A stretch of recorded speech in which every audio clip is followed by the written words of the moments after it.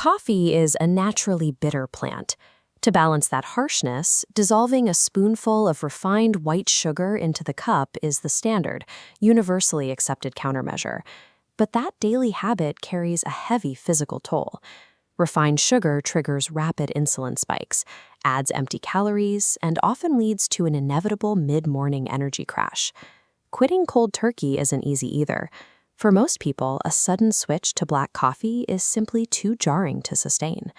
The problem is that finding a successful alternative isn't about discovering a magical one-to-one chemical swap for sugar. Instead, success depends on aligning your specific health objectives with the temperature of the brew you're drinking. Most people quit sugar for one of three reasons: to eliminate glycemic impact, to stick to whole food ingredients, or to reduce bitterness without radically changing their habits. Every sugar alternative involves a tri-directional trade-off. No single option can perfectly match sugar's taste and mouthfeel while remaining zero-calorie and minimally processed. If you prioritize absolute zero calories, you generally have to compromise on taste fidelity or accept a more highly processed ingredient. This decision tree helps navigate those compromises. By identifying your primary motivation, 0 calories, clean ingredients, or bitterness reduction, you can find the option that actually fits your expectations. Using this framework prevents frustration of buying a healthy sweetener that doesn't actually solve your specific problem. This matrix shows options for the metabolic optimizer, needing 0 calories and no glycemic spike. Stevia is the most common choice, but it leaves a licorice-like bitter aftertaste and lacks the syrupy mouthfeel of real sugar. Next-generation options are monk fruit and allulose.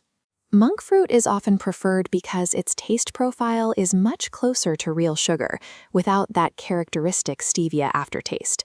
The catch is the price.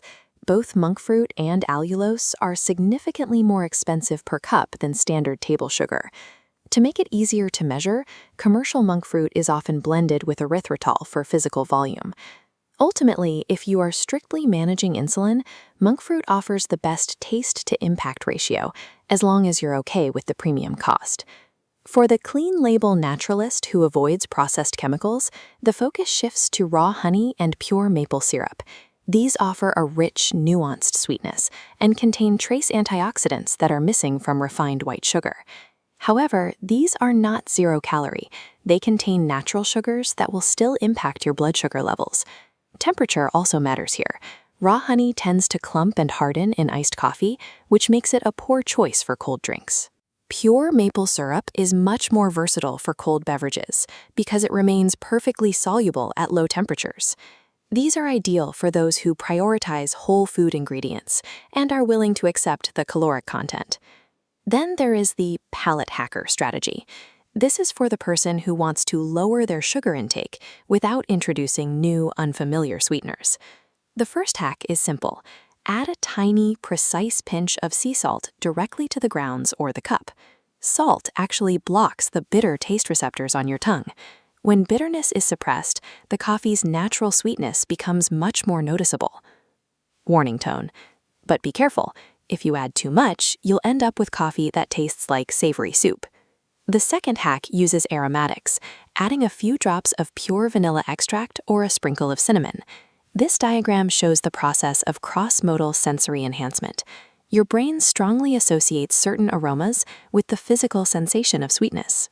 By adding vanilla, you are tricking your brain into perceiving a sweet taste, even if there isn't a single molecule of sugar in the cup.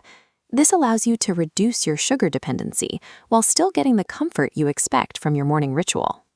Sometimes the need for sugar is just a sign that the coffee itself is too bitter. Switching to cold brew addresses bitterness during the extraction process itself.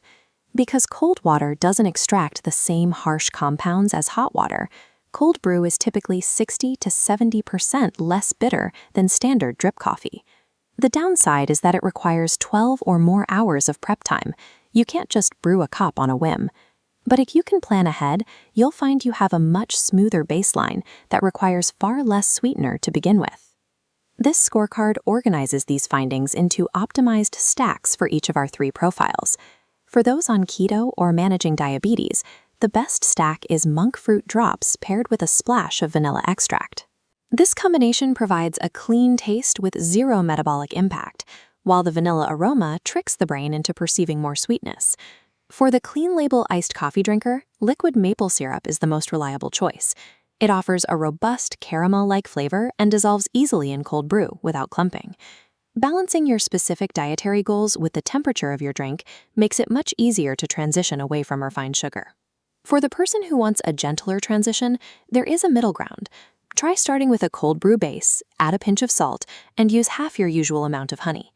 If you try these adjustments and still find coffee too bitter to enjoy, you might consider alternatives like roasted dandelion or chicory root. These offer that same roasted, earthy comfort without the high acidity of coffee beans, proving a healthy routine doesn't mean drinking something